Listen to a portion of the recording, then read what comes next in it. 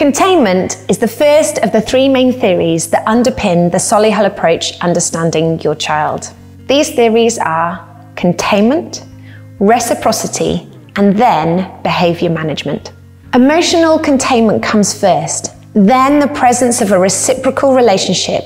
So from that safe space, we can then behaviour manage. Containment is the process of helping someone contain all of their anxiety, emotions, and what's going on in their life. Parents and caregivers will be doing this for their children all the time.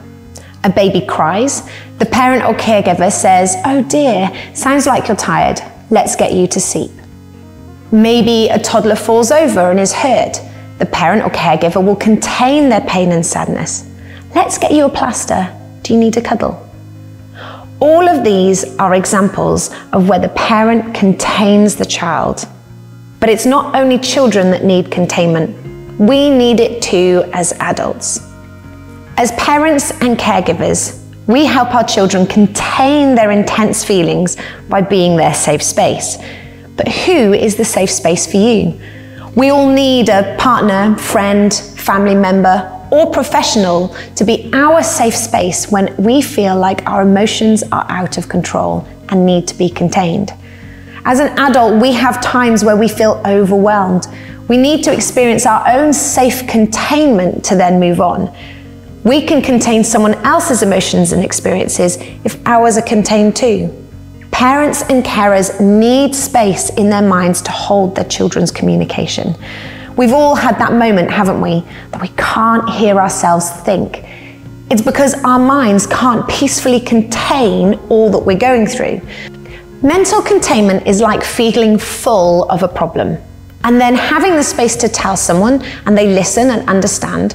And in the process of sharing, the problem comes into perspective rather than going round and round your head.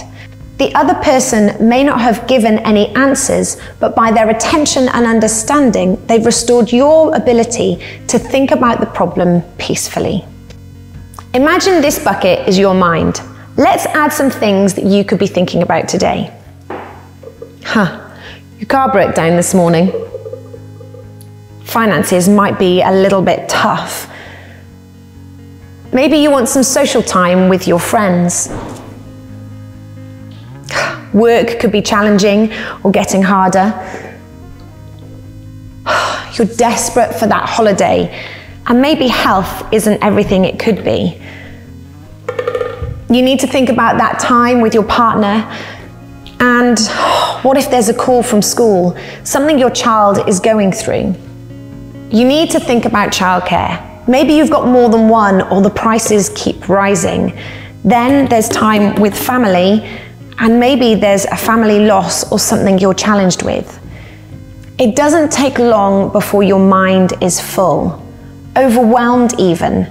As parents and carers, we hold on to all of these things in our mind, and it's not always easy. There'll be seasons when our minds simply cannot contain all of it. We are full up. There's no space anymore for any other challenges that come our way. And then in comes our child holding another ball. Maybe they're not sleeping.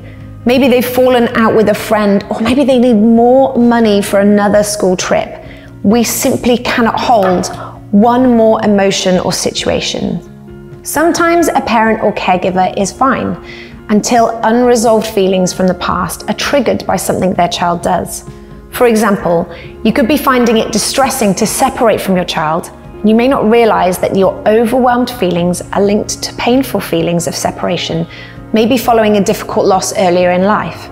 We all have triggers, and as our children repeat things, we have to look at our own story. We have to talk through what we have been through in the past. We need to go through our own moment of containment so that we can pull out the past experience, think about it in a logical and reflective way. When parents are themselves emotionally overwhelmed, their feelings often then leak out onto their children. For example, anger, irritability, and hostility. At this point, the child then has to hold their own emotions and they'll feel stress. Alternatively, the parent may be so distracted they fail to notice their children's leading, and this will lead to emotional and physical neglect. At this point, we all need those trusted, safe people who can contain us. This is called the parallel process. The parent or caregiver is contained and then in turn can contain the child. So wherever you are in the process, practitioner, parent, caregiver, or even child, containment is key. It provides the mental and emotional space to look at life's problems and think about them logically.